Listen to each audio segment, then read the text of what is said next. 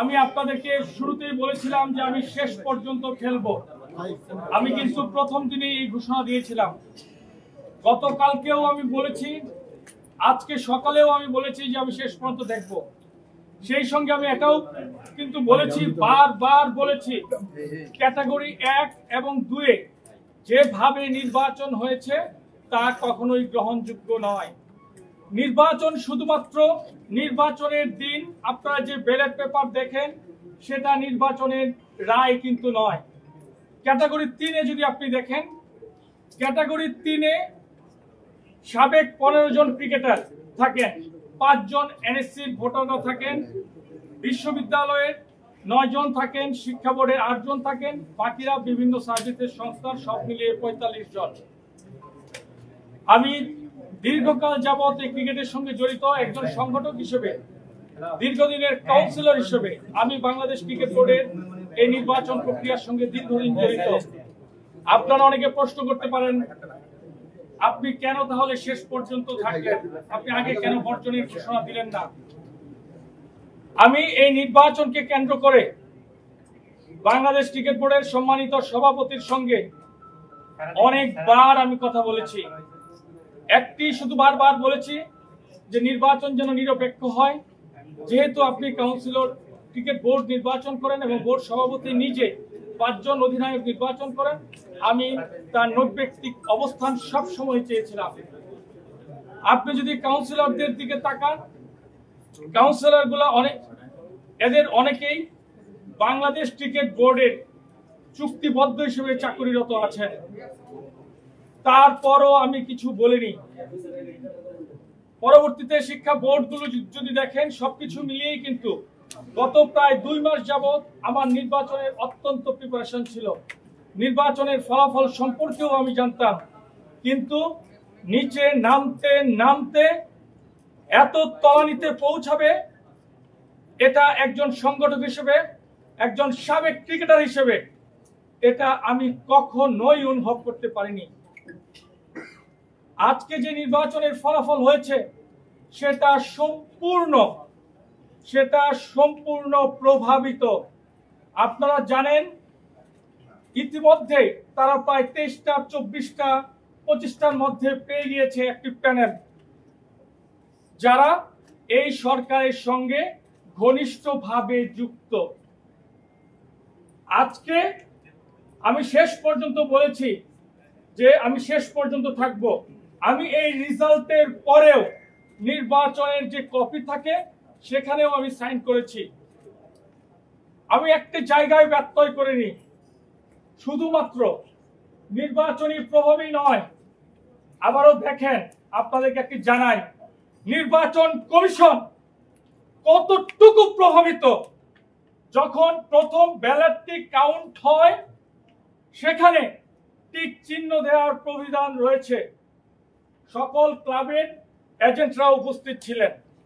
প্রথম ব্যালটটিতে টিক চিহ্ন দেয়া, এর নিচে সাইন করা, বড় করে সাইন করা। আমি বলেছি শুধুমাত্র টিক চিহ্ন দেওয়ার প্রবিধান হয়েছে, যেহেতু এটা সাইন করা, এই ব্যালট বাদ দিতে হবে। এটা কিন্তু আপনারা সবাই জানেন। প্রথমে নির্বাচন কমিশন বললেন যে না, এটা বৈধ। আমি যখন আপত্তি করলাম, আমি আপত্তির পর তারা বলতেছে এটা আপত্তি ভোট হিসেবে রাখা হলো, পরবর্তীতে আপত্তি ভোট নয়। এটা আপনাকে এখনই সিদ্ধান্ত নিতে হবে যে আপনি এটা কি করবেন। পরবর্তীতে প্রধান নির্বাচন কমিশনার তিনি রায় দিলেন, ওই সাইন যুক্ত ভোট বৈধ। ফার্স্ট ব্যালটটি আমার অভিজ্ঞতায় আমি কোনোদিন শুনিনি, আপনারা শুনেছেন কিনা তাও আমাকে জানাবেন। আমি তখন বলি, আমি কিন্তু সারাদিন ছিলাম, আমি আপনাদের এই সিদ্ধান্ত মানলাম না, আপনারা আপনাদের মতো ভোট গণনা করেন। আমি যখন চলে আসছি তখন আরেকবার বলে না, এই ভোট আমরা বাদ দিয়ে দিলাম। এই হচ্ছে নির্বাচন কমিশনের বর্তমান অবস্থান।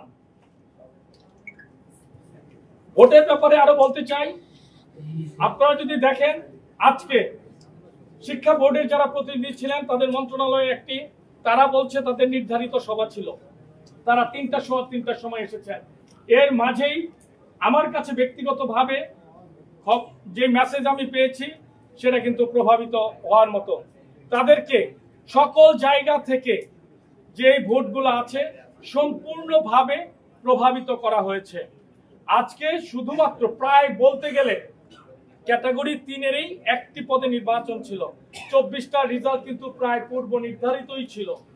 এই একটি আসনেও তারা 5 তারকা হোটেলের বৈধতা দেখিয়েছে, চাকচিক্য দেখিয়েছে। নির্বাচনের ক্ষেত্রে তারা সম্পূর্ণ প্রভাবিত করেছে। আমি বারবার বলছি, আমি সাবেক ক্রিকেটার, আমি দীর্ঘদিনের সংগঠক, আমার লিস্টে কোনোদিন কোনো প্রকার অসততা নাই। আমি আপনাদের সামনে দাঁড়িয়ে বলতে পারি আজকে যেটা করা হয়েছে এটা সম্পূর্ণ প্রভাবিত একটি নির্বাচন, যা শুধুমাত্র বাংলাদেশ ক্রিকেটকেই তলানিতে নেওয়ার ইঙ্গিত বহন করে না। বাংলাদেশের ক্রিকেট বোর্ডের মতো একটি প্রতিষ্ঠানে যদি এ ধরনের নির্বাচন হয়, প্রভাবিত নির্বাচন হয়, আমি মনে করি এটা আগামীর গণতন্ত্রের জন্য অশনি সংকেত। আমাদের প্রতিটি প্রতিষ্ঠান, রাজনৈতিক দলগুলো যদি এটা অনুভব করতে পারে তাহলেই কিন্তু গণতন্ত্রের সঠিক পথে বাংলাদেশ থাকবে। আপনাদের কাছে অনুরোধ করছি, বাংলাদেশ ক্রিকেট বোর্ড যে জায়গায় পৌঁছেছে, যাদের হাতে বাংলাদেশ ক্রিকেট বোর্ডের দায়িত্ব যাচ্ছে, তারা আপনারা সহজেই অনুধাবন করতে পারবেন বাংলাদেশ ক্রিকেটের অবস্থান কোথায়।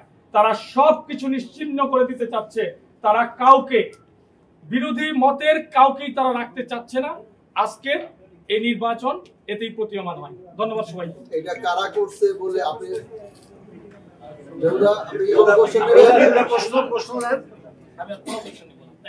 জাস্ট একটা ক্লারিফিকেশন দরকার। আপনি বারে বারে বলতেছেন যে তারা কোনো যাচ্ছে না, আপনি এটা কারা ভোট? আপনারা দেখেন সাবেক ক্রিকেটার কারা এসেছে, সাবেক ক্রিকেটার কারা এসেছে। আমাদের একজন ক্রিকেটার কিন্তু একটা ফিক্সিং এর কথা বলেছিলেন, নির্বাচন ফিক্সিং। আমি দৃঢ়ভাবে বলতে চাই, একটু সামনে তাকান ভাইয়া, এই নির্বাচন শুধুমাত্র ফিক্সিংই নয়, এর ভেতরে আরো গভীর কিছু রয়েছে। আপনারা এটার অনুসন্ধান করাটা অত্যন্ত প্রয়োজন। আপনি যদি দেখেন ক্রিকেটার হিসেবে কারা এসেছে, আমরা চাই 15 জন কাউন্সিলর কারা হবে, দেশ বরেণ্য ক্রিকেটার। যারা কাউন্সিলর হয়েছেন তারা অবশ্যই জাতীয় দলের খেলোয়াড়, তাদের প্রতি অবশ্যই সম্মান রয়েছে। কিন্তু ক্রিকেট বোর্ডে যারা চাকুরিরত থাকেন, এই কাউন্সিলের সাধারণ সদস্যরা কিন্তু সাধারণ পরিষদে তারাই কিন্তু বাজেট সহ সকল পরিকল্পনা পাশ করবেন। বিসিবির এমপ্লয়ি হয়ে আপনি সেই পরিকল্পনা পাশ করছেন, যাদের নামে আইসিসি থেকেও বিভিন্ন সময় বিভিন্ন ধরনের অভিযোগ এসেছে, তাদেরকেও কাউন্সিলর করা হয়েছে। আমি কিন্তু একটি বার কোনো ক্রিকেটের সম্পর্কে কিছু বলিনি। আজকে বাংলাদেশ ক্রিকেটের সার্বিক, আমরা যদি একটা নারী ক্রিকেটারও দেখবেন না যে জাতীয় দলের মধ্যে আছে। ক্রিকেট বোর্ডের কনস্টিটিউশন জাতীয় প্রথম শ্রেণীর ক্রিকেটার, একটা প্রথম শ্রেণীর ক্রিকেটারও নাই। যেই লিস্টটা করা হয়েছে এটা খুব সুপরিকল্পিত ভাবেই এই লিস্টগুলো করা হয়েছে। কাজেই আপনার লিস্টগুলো, এটা শুধু ক্রিকেট বোর্ডের ক্ষেত্রে। এনএসসির কাউন্সিলর কারা আপনারা জানেন। এনএসসির কাউন্সিলর সারাদিন নির্বাচন অত্যন্ত সুন্দরভাবে উপভোগ করেছেন। শিক্ষা বোর্ডের কাউন্সিলররা 3টার দিকে তারা ভোট দিতে এসেছেন। আমরা অনেক কিছুই বুঝি, আপনারাও অনেক কিছু বোঝেন। আপনি যেটা বলেছেন, এই নির্বাচন প্রক্রিয়ার সঙ্গে ক্রিয়ার সর্বোচ্চ ব্যক্তি জড়িত। তিনি বিভিন্ন সময় মিটিং করছেন, তিনি স্টেটমেন্টও দিচ্ছেন। কাজেই বাংলাদেশ ক্রিকেট বোর্ডের অবস্থানটা কোথায়, কোন দিকে যাচ্ছে, সেটা আপনারা বিবেচনা করবেন। সেটা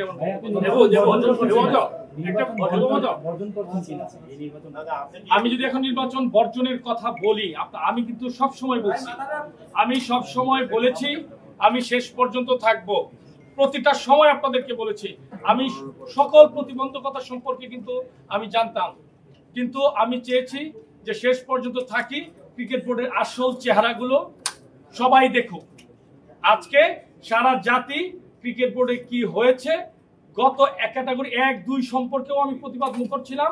3 একজন মাত্র ডিরেক্টর হইতো, ক্যাটাগরি 1-এ 10 জন, 2-এ 12 জন, এনএসসি থেকে 2 জন, 24 জন।